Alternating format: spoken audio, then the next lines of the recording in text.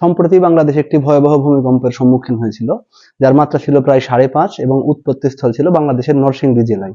তো এই উৎপত্তি স্থলটা বাংলাদেশের ভিতরে হওয়ায় এবার কিন্তু ভূমিকম্পের মাত্রা কিছুটা কম হলেও অনেক বেশি অনুভূত হয়েছিল। সাধারণত আমরা যে সকল ভূমিকম্পের সম্মুখীন এর আগের 10-15 বছরের মধ্যে হয়েছি, সেগুলোর অধিকাংশ উৎপত্তি ছিল হচ্ছে আমাদের পাশের দেশগুলোতে, যার কারণে অনেক বড় মাত্রা 6.5-7 মাত্রার ভূমিকম্প হলেও সেগুলোর প্রভাব বাংলাদেশে খুব কমই পড়তো। কিন্তু এবার যেহেতু উৎপত্তি স্থল বাংলাদেশে ছিল, এই কারণে কিন্তু একটা ভয়াবহ প্রভাব লক্ষ্য করা গেছে। যদিও আল্লাহর রহমতে আমরা অনেকখানি বেঁচে গেছি, আরো বড় ক্ষতি হলেও হতে পারতো। তো এখন ইন্টারেস্টিং বিষয় যেটা হচ্ছে এখানে, যে এই যে ভূমিকম্পের যে মাত্রাটা পরিমাপ করা হচ্ছে, বলা হচ্ছে 5.5 বা 6 রিক্টার স্কেলে মাপা হয়, এটা আসলে কিভাবে পরিমাপ করা হয় এই প্রশ্ন আমাদের অনেকের মনে আছে। আজকে আমরা বোঝার চেষ্টা করব কিভাবে রিক্টার স্কেলে এই ভূমিকম্পের মাত্রাটা পরিমাপ করা হয়। তো এই মাত্রাটা পরিমাপ করার জন্য মূলত এখানে একটা সূত্র লেখা আছে, এই সূত্রটা ব্যবহার করা হয়। তো এখানে হচ্ছে এটা হলো ভূমিকম্পের মাত্রাকে আর দিয়ে প্রকাশ করা হয়, এবং এই আর সমান সমান হচ্ছে log I divided by S. এখানে আই এবং এস এর পরিচয় জানলে কিন্তু খুব সহজে আমরা বের করে ফেলতে পারবো যে আর এর মানটা আসলে কিভাবে আসছিল। আইটা হচ্ছে এখানে আই সমান সমান হচ্ছে যে ভূমিকম্পটা সাম্প্রতিক হলো, বা আজকে যে ভূমিকম্পটা হয়েছে বা গতকাল হয়েছে, এই ভূমিকম্পটার তীব্রতা কত। তাহলে হচ্ছে এই জায়গায় যে সংঘটিত ভূমিকম্প হয়েছিল, সেই ভূমিকম্পের তীব্রতাটা হচ্ছে আমাদের এখানে আই। যে ভূমিকম্পের সম্মুখীন আমরা হচ্ছি বা অভিজ্ঞতা করছি, সেটা হচ্ছে ওই ভূমিকম্পের তীব্রতাটা হচ্ছে আই দিয়ে প্রকাশ করা হয়, এবং এসটা হচ্ছে আদর্শ ভূমিকম্পের তীব্রতা। আদর্শ ভূমিকম্পের তীব্রতা। তো এইখানে এখন মনে প্রশ্ন আসতে পারে আমাদের, যে আদর্শ ভূমিকম্প আবার কি জিনিস? ভূমিকম্প কখনো কি আদর্শ হতে পারে? হ্যাঁ, হতে পারে। কারণ হচ্ছে আমরা যে পৃথিবীতে বসবাস করছি স্বাভাবিক অবস্থায়, এই প্রতিটা মুহূর্তে কিন্তু কিছু না কিছু অল্প পরিমাণ হলেও ভূমিকম্প হয়, কিন্তু স্বাভাবিক অবস্থায় সবসময় যেহেতু একইভাবে কম্পনটা অনুভূত হয়, এই জন্য আমরা ফিল করতে পারি না যে কম্পনের মধ্যে আছে। যেমন পৃথিবীর বেগের ক্ষেত্রে যে ব্যাপারটা ঘটে, পৃথিবীর 2 রকম বেগ থাকা সত্ত্বেও আমরা কিন্তু মনে করছি আমরা স্থির অবস্থায় আছি, কারণ সবসময় একই বেগে পৃথিবী নিজের অক্ষের উপরে এবং নিজের কক্ষপথে সূর্যের চারিদিকে ঘুরছে। এই জন্য এই আদর্শ যে ভূমিকম্পটা হয় সেটাকে আমরা বুঝতে পারি না, এবং এই আদর্শ ভূমিকম্পের মান হচ্ছে এস ইকুয়ালস হচ্ছে 1 মাইক্রোমিটার। 1 মাইক্রোমিটার, অর্থাৎ এটাকে আমরা এইভাবে লিখতে পারি 1 ইন্টু 10⁻⁻6 মিটার। তো এখন কথা হচ্ছে তীব্রতার একক মিটারে কিভাবে আসলো, এই জিনিসটা বোঝার জন্য আমাদের যে যন্ত্রের সাহায্যে প্রাথমিকভাবে ভূমিকম্পের পাঠ নেওয়া হয় সেই যন্ত্র সম্পর্কে বুঝতে হবে। এখানে একটু খেয়াল করে দেখো, এখানে একটা যন্ত্র দেখানো হচ্ছে যেটা দিয়ে মূলত ভূমিকম্প পরিমাপ করা হয়। যন্ত্রের নাম হচ্ছে সিসমোগ্রাফ। তো এই সিসমোগ্রাফ দিয়ে কি করা হয়, এখানে যেমন দেখতে পাচ্ছ একটা রোল করা কাগজ পেঁচানো আছে একটা সিলিন্ডার আকৃতির বস্তুর মধ্যে, এবং উপর থেকে দেখো একটা বস্তু ঝুলানো আছে স্প্রিং দিয়ে, যেখানে মূলত একটা কলম থাকে, পেন থাকে, যে পেনটা এই কাগজের উপরে, যে কাগজটা আছে এই কাগজের উপরে দাগ সৃষ্টি করছে। এটা কিভাবে করে, যখন খেয়াল করে দেখো প্রথম দিকে একদম বাম দিকে একদম শেষের দিকে দেখো, খেয়াল করে যে এখানে ছোট ছোট কিছু দাগ দেখা যাচ্ছে কলম দিয়ে হয়েছে, কিন্তু যখনই ভূমিকম্প বেশি হয় তখন দেখো একটু পরের দিকে দেখো অনেক বড় বড় কিছু খাস কাটা দাগ দেখা যাচ্ছে, যে দাগগুলো তৈরি হয়েছে। তো ওই জায়গাতে যে কাগজের দাগগুলো তৈরি হয়েছে, সেই দাগের পরিমাণ বা ব্যাস যে দৈর্ঘ্যটা, সেই দৈর্ঘ্যটা যদি এই যে 10⁻⁻6 মিটার অর্থাৎ 1 মাইক্রোমিটারের ভিতরে থাকে, সেটাকে আমরা বলি হচ্ছে আদর্শ ভূমিকম্প, যেটা স্বাভাবিক অবস্থায় সবসময় হচ্ছে। কিন্তু যখনই এই ভূমিকম্পের পরিমাণটা বেড়ে যায়, যখন তীব্রতা বেড়ে যায়, তখন কিন্তু দাগগুলা বড় হতে থাকে, এবং ওই দাগের মানটাই হচ্ছে মূলত এখানে ভূমিকম্পের তীব্রতা হিসেবে হিসাব করা হয়। তো ওইখান থেকে যখন আমরা পার্টটা নিব, তখন সর্বোচ্চ যে মানটা পাওয়া যাবে, সেই মানটা যখন আমরা নিব আয়ের মান হিসেবে, তখন এই আয়ের মান এখানে বসাই দিলে এবং এসে যে আদর্শ মানটা সেটা এখানে বসাই দিলে কিন্তু খুব সহজেই লগারিদম এখানে অ্যাপ্লাই করে খুব সহজে আমরা আর এর মানটা বের করে ফেলতে পারি। তো এই জায়গাতে একটা জিনিস তোমাদেরকে বলে রাখছি, সেটা হচ্ছে যে এই লগ যে এখানে দেওয়া আছে, লগে কিন্তু কোনো বেজ উল্লেখ নাই। বেজ উল্লেখ নাই মানে হচ্ছে এটা হচ্ছে সাধারণ লগ, অর্থাৎ এর বেজ হচ্ছে 10, অর্থাৎ 10 ভিত্তিক লগ হিসেবে আমাদের এখানে হিসাব করতে হবে।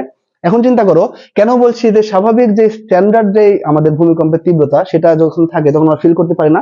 এর কারণটা হচ্ছে এই জায়গাতে তুমি চিন্তা করো, যদি আই আর এস সমান হয়, অর্থাৎ স্ট্যান্ডার্ড যে ভূমিকম্পের তীব্রতা সেইটা, আর এখন এই মুহূর্তে দেখো কোনো রকম ভূমিকম্প আমি ফিল করতে পারছি না, তার মানে আই এর মান আর এস এর মান এখানে সমান, স্বাভাবিক যেটা আর বর্তমানেরটা একদম সমান, তার মানে আই এবং এস এর মান একই, অর্থাৎ আমরা লিখতে পারি আই বাই এস, যেহেতু সমান এই দুইটা আই এর মান এবং এস এর মান, সুতরাং আমরা এই আইটাকে এস দ্বারা রিপ্লেস করতে পারি, আর নিচে তো এস আগে থেকে ছিলই। তাহলে এখন লগ এস বাই এস মানে কত? 1। লগ এস বাই এস মানে 1, এবং লগ 1 এর মান হচ্ছে 0। অর্থাৎ যখন স্বাভাবিকভাবে ভূমিকম্পন হয়, যেটা সবসময় আমাদের মধ্যে হচ্ছে, যেটাকে আমরা আদর্শ ভূমিকম্পের তীব্রতা বলছি, সেই অবস্থায় কিন্তু আমরা ভূমিকম্পের মানটা পাচ্ছি রিক্টার স্কেলে 0। তাহলে এই কারণে আমরা এখন কোনো রকম ভূমিকম্প অনুভব করছি না। এখন যখন এই মানটা, এই চিন্তা করো, এখন এই আই এর মানটা যদি এস এর থেকে বেশি হয়ে যায়, সামথিং কিছু, ধরো এখানে 2s হলো, এখানে 2s মনে করে হলো, তাহলে এখন এস এফ যদি আমরা এখানে বাদ দিই, তাহলে পেয়ে যাচ্ছি লগ সমান সমান 2। তখন কিন্তু একটা ভিন্ন মান আমরা এখানে পাবো, যে মানটাই মূলত এখানে রিক্টার স্কেলে আমরা মাপতে পারবো, যেটাকে আমরা আমাদের দেশে যে ভূমিকম্পগুলো হয় সাধারণত 5, 6, 7 মাত্রার, সেই ভূমিকম্পের মানগুলো কিন্তু আমরা এইভাবে হিসাব করে ফেলতে পারি। এখন এখানে আরেকটা বিষয় আছে, সেটা হচ্ছে যে আমরা যে ভূমিকম্পটা এক্সপেরিয়েন্স করি, ধরো কালকে আমাদের যে ভূমিকম্প হয়েছিল সেটা ছিল 5.5 মাত্রার। এখন এই ভূমিকম্পটা যদি আরেকদিন 6.5 মাত্রার হয় কখনো, তখন স্বাভাবিকভাবে কিন্তু আমাদের চিন্তা হয় সেটা হচ্ছে যে এখন যে 5.5 মাত্রার ভূমিকম্প হয়েছে, কালকে 6.5, তার মানে হচ্ছে এই ভূমিকম্পের থেকে ওই ভূমিকম্পটা মাত্র 1 গুণ বেশি বা হচ্ছে 1 মাত্রা বেশি শক্তিশালী। কিন্তু প্রকৃত ব্যাপারটা হচ্ছে, যেহেতু এই ফাংশনটা হচ্ছে এখানে কিন্তু লগারিদমিক ফাংশন, অর্থাৎ এক্সপোনেনশিয়ালি কিন্তু মান এখানে গ্রো করে। অর্থাৎ 5.5 থেকে যদি 6.5 যায় ভূমিকম্পের মাত্রা, এর মানে বুঝতে হবে যে প্রথম ভূমিকম্পের থেকে পরের ভূমিকম্পটা 10 গুণ শক্তিশালী, এক্স্যাক্টলি 10 গুণ। তার মানে রিক্টার স্কেলে 5 যদি হয়, তাহলে এই ভূমিকম্পের থেকে এই যে 6 মাত্রা যে ভূমিকম্পটা ছিল, সেই ভূমিকম্পটা কিন্তু 10 গুণ শক্তিশালী। তাহলে একইভাবে যদি আমরা রিক্টার স্কেলে 6 না পেয়ে যদি 7 পেতাম, সেটা কিন্তু আরো 10 গুণ শক্তিশালী হতো। তাহলে চিন্তা করো এখন যে আমরা যদি রিক্টার স্কেলে 5 থেকে 7, ধরো আজকের ভূমিকম্পটা 5 ছিল, 2 দিন পরে 7 মাত্রার একটা ভূমিকম্প হলো, সেই ক্ষেত্রে কিন্তু রিক্টার স্কেলে যে পরিবর্তনটা হবে মাত্র 2। কিন্তু প্রকৃতপক্ষে এই 5 মাত্রার ভূমিকম্পের চেয়ে 7 মাত্রার ভূমিকম্প কিন্তু 100 গুণ বেশি শক্তিশালী, কারণ এইখানে 10 গুণ, আবার এখানে 10 গুণ, মোট এখানে 10 10 100 গুণ শক্তিশালী। অর্থাৎ যদি 8 মাত্রা হয়, তাহলে সেই ভূমিকম্পটা হবে 5 মাত্রার ভূমিকম্পের থেকে 1000 গুণ শক্তিশালী। এবার প্রত্যেকবার 10 গুণ 10 গুণ 10 গুণ করে বাড়বে। এবং এই জিনিসটা আমরা এখানে হিসাব করে বের করে ফেলতে পারবো খুব সহজে। কিভাবে দেখো, আমরা যদি একটু লগের বেসিকের দিকে যাই, তাহলে লগের বেসিক ছিল এরকম, লগ, এটা হচ্ছে বেস, এটা হচ্ছে আর্গুমেন্ট, আর এটা হচ্ছে এক্সপোনেনশিয়াল বা পাওয়ার। তাহলে এই জিনিসটাকে যদি সূচকীয় পদ্ধতিতে আমরা লিখি, তাহলে লেখা যায় a equals b to the power x। তাহলে আমরা এখান থেকে যে r টা পাইছি, r সমান সমান log i বাই s, এখান থেকে কিন্তু আমরা ইচ্ছা করলে i বাই s এর মান বা i এর মান s এর মান ইত্যাদি বের করা সম্ভব আর কি। তো কিভাবে দেখো, এই জায়গাতে মনে করো r এর মান হচ্ছে 5, আমি ধরে নিচ্ছি r এর মান হচ্ছে 5। তাহলে 5 যদি হয়, তাহলে log আমরা এখানে লিখতে log i বাই s এখানে হলো। এখন এই জিনিসটাকে আমরা সূচকের বেসিক যে সূত্র আছে লগ থেকে সূচকের রূপান্তরে, সেই মাধ্যমে লিখতে পারি এখানে ইচ্ছা করলে, যে এখানে কিন্তু 10 ভিত্তিক লগ, মাথায় রাখতে হবে আমাদের এটা 10 ভিত্তিক লগ।